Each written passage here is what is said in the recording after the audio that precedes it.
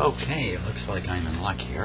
Went through my box of low voltage electrolytic capacitors. And voila, I found one. 10 microfarads at 50 volts. This original one was 10 at 25 volts. So that's going to work quite well. Now, I gotta figure out where I can install this particular one.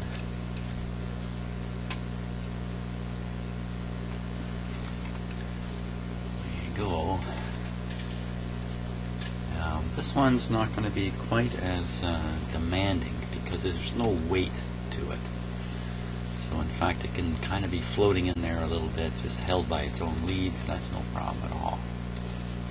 The other ones I installed just a moment ago, they are a little heavier, and that's why I've got them restrained here.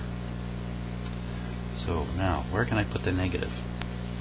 So the negative from here actually going to a terminal right there. It's very, very handy. So I should be able to put this capacitor in here, bring this wire down. Maybe I'll cut the wire shorter. Yeah, like that. It'll sit right in there. Perfect.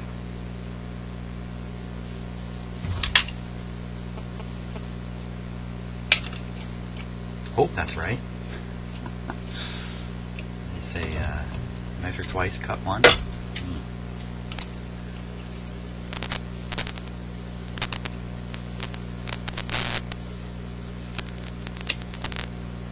Okay.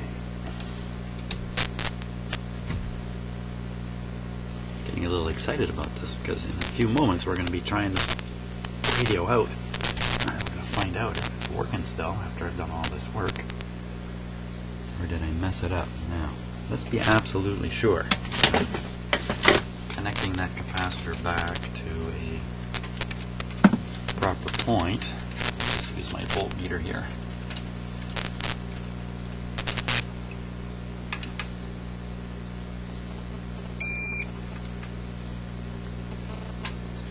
So that's this point and here. Heard it. There it is. Just want to be absolutely sure because it's so easy to get fooled. And if you're watching my videos, I do regularly get fooled by just the wires in here and the fact you can't see everything. And sometimes your eye can make a mistake. Yeah, it's not me making the mistake, it's my eye. I'm okay. Blame it on my eyeball. Darn eyeball.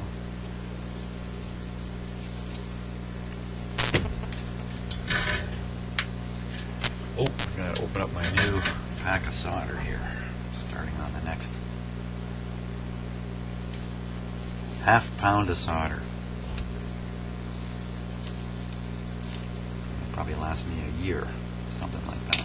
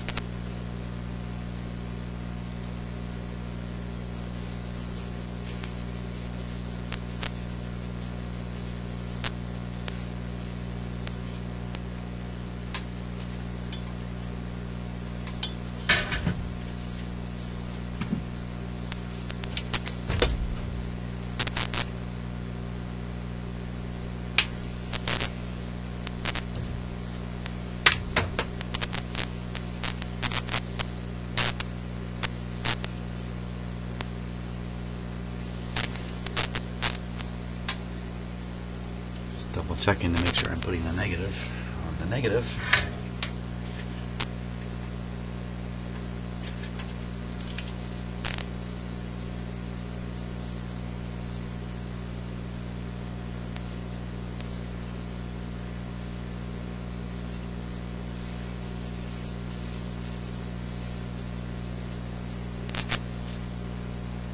Now, let's see if that took. At a glance, it doesn't look like it actually. Yeah, see that? I got fooled. It did not actually solder.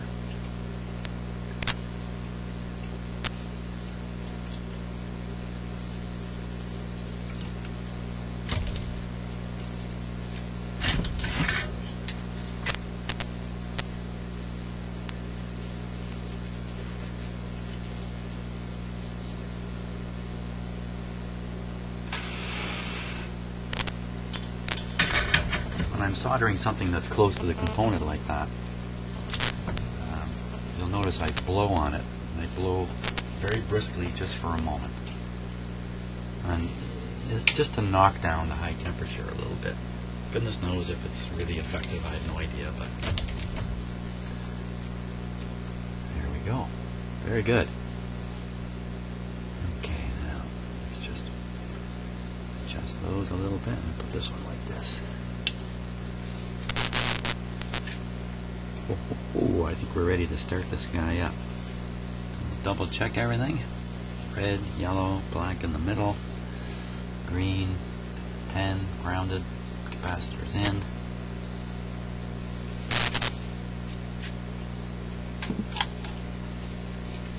Oh, this tube fell out again. Yeah, we're gonna have to figure out how to stabilize this speaker too. You can't have it flopping around like this.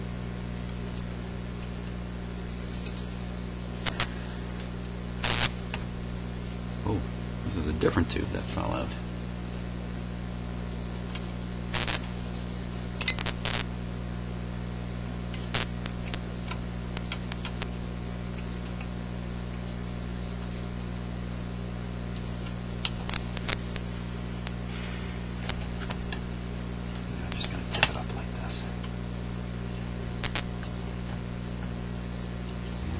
Stabilize that. It almost looks like somebody tried gluing it.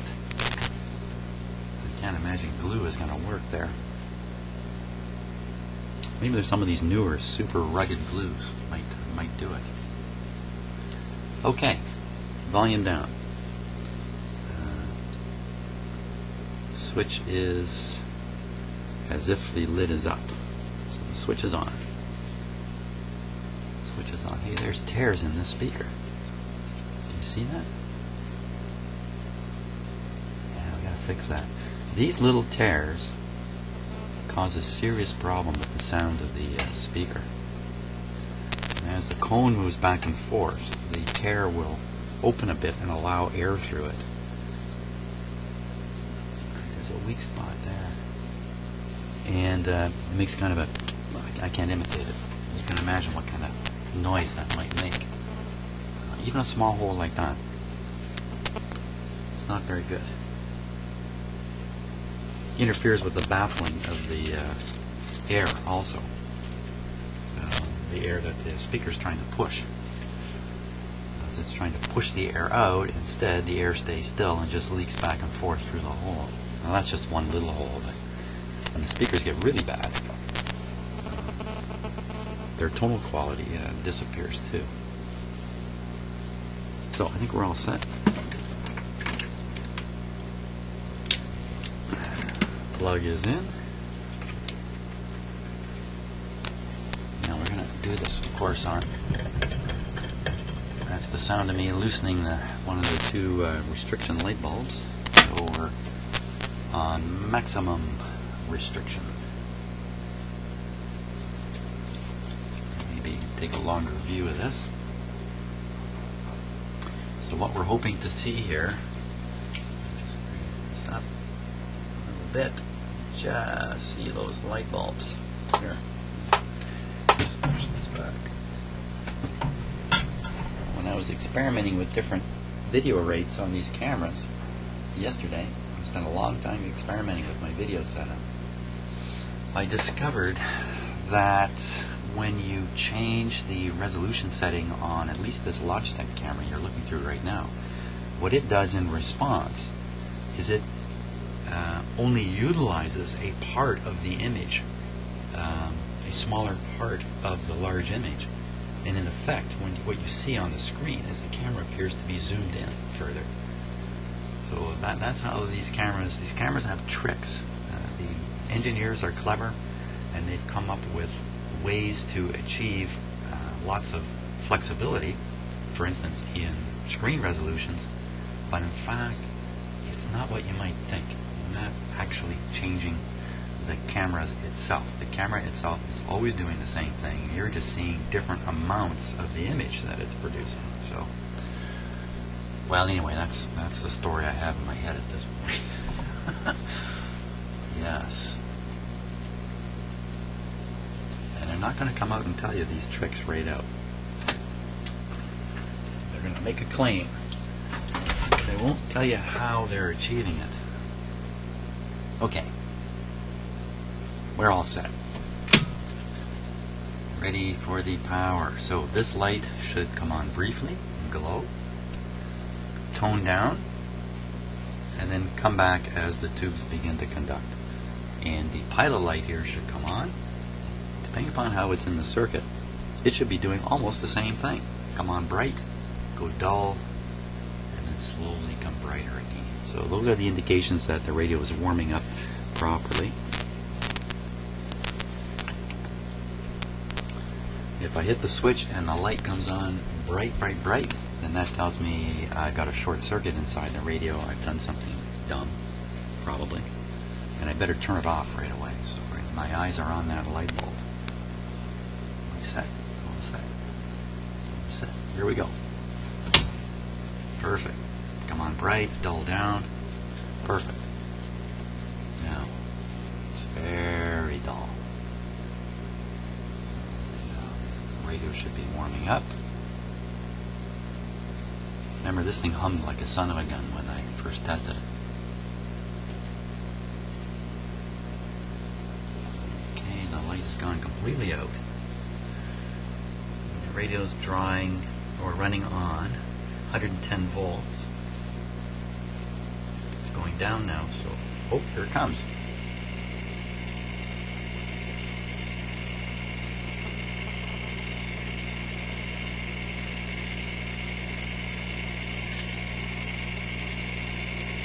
Very good. Everything is looking good.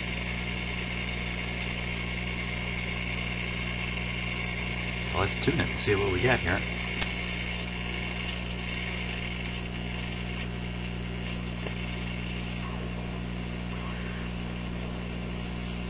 Lots of weird.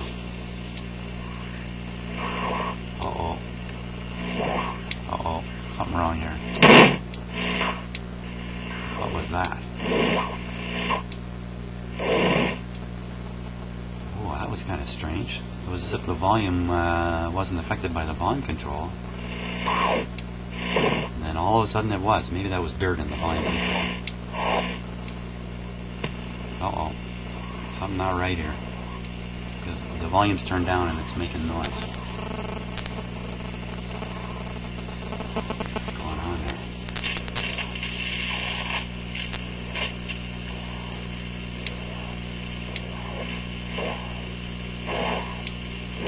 Something's definitely not right with the radio. Phooey. Oh, what was that? I don't like any of this.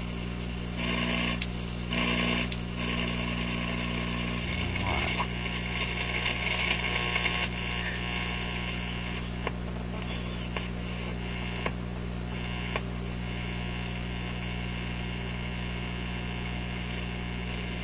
There's some fairly popular stations down here.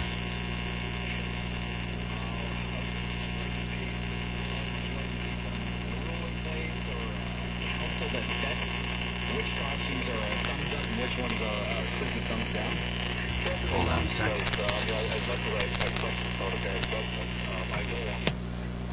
What happened? What happened there? How come it just went out?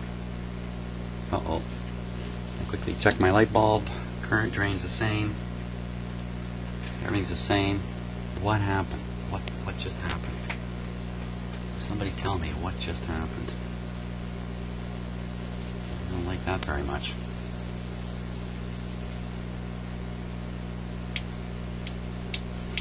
Ah, wow. Okay, could be a loose tube. Goodness knows they fall out of this thing regularly.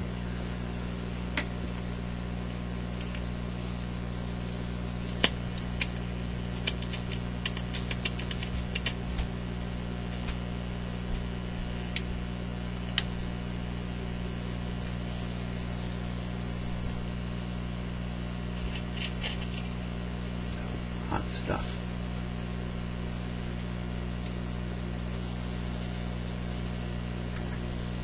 One, two, three, four. Number 5 is hidden up inside here.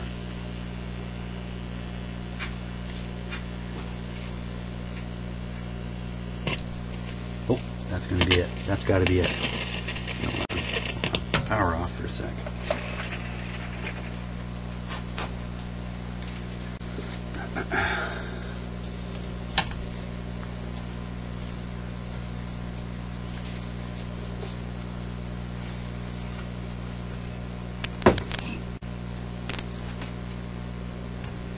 Yeah, see, as the speaker moves around, it's knocking this tube here. I didn't do the tube wiggling yet, so we'll do that now.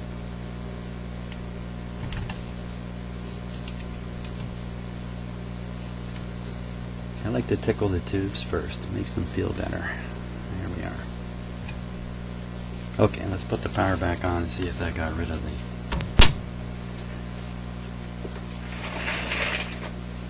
intermittent stuff there.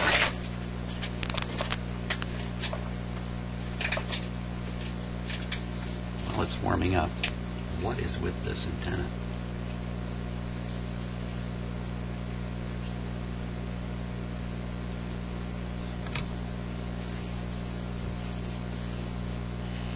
There we are.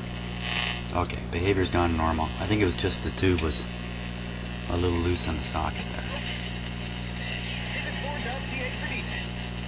How many times in your life sell your home? Not a lot. So if you're thinking of selling, you've got to choose Frank Leo of Remax West. Guaranteed home selling system that gets proven results. A system for selling homes that's so effective. Frank finished number 2 overall in the top 1% real estate agents in the entire country, according to the Wall Street. That's a piece of junk for an antenna. Total service guarantee in writing. He will sell your home at the price and deadline that you agree to, or he will buy It just doesn't make sense to me that it's done like this. Close to her family. After not being able to sell with another realtor, her anxiety was through the roof. So someone said, call Frank Leo. She did. Frank put his marketing team to work. What would make sense to me is that this is just a place to store the antenna wire, and you would unwind it. And I'm sure some of you may be saying that. You know, you just unwind the wire you need. But the way it's in here, you can't unwind it. It's attached in a way that... Is there some trick to it? No, I don't see any trick to it. And the far end is buried underneath the coil. So you can't attach a further wire to it. So I don't know what this is. I wonder if this has come from another radio or something. It certainly looks like the way you would store the antenna wire.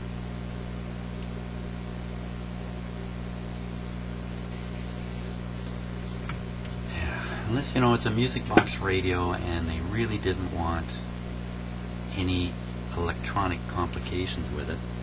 And where would the wire come out of this box? Ah! That was my camera hitting the floor there. So where would it come out of here?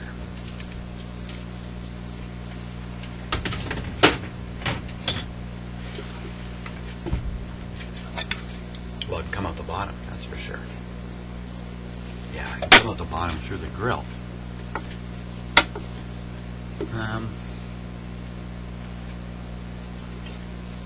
So I don't think they're going to get satisfactory reception with the radio the way the antenna is.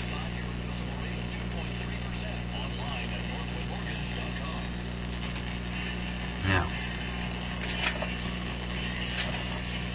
Let's take my abused camera here. I'm going to take a closer look at something here.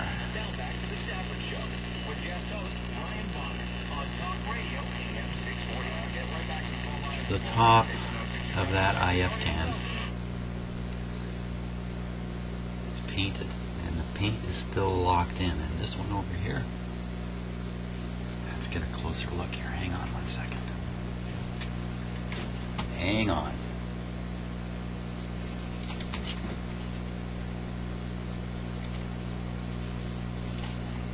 That should be pretty close.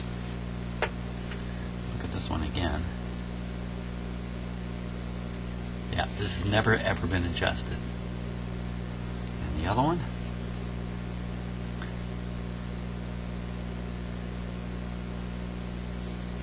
I think the same story here. Let's come around this way.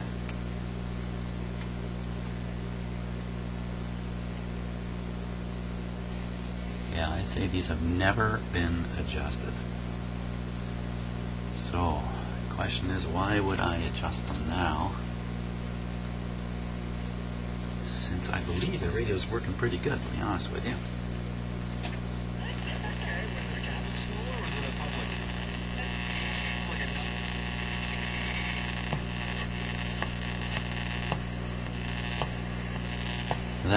That signal you hear,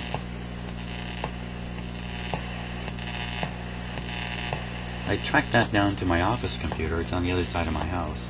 My office computer is not switched on. It's in sleep mode, and it generates this powerful radio interference signal, which you can pick up at the low end of the AM band like this.